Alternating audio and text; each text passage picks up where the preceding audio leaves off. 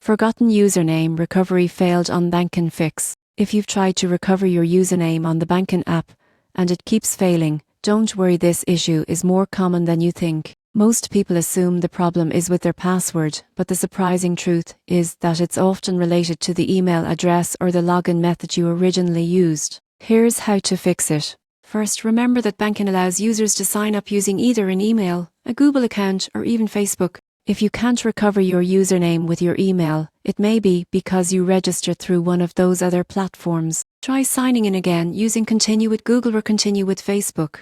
In many cases, that instantly restores access. If you did sign up with an email and the username recovery still fails, check for typos or use any alternate emails you might have used before. Bankin only recognizes the exact email tied to your account. Searching your inbox for all Bankin messages like Welcome to Bankin or account verification can help you confirm which address you used. If none of those work, open the Bankin app or go to the official website and contact their support team directly. Provide details like the last 4 digits of a connected bank account or the device you've used to log in before. This helps verify your identity securely. Also, make sure the app is updated.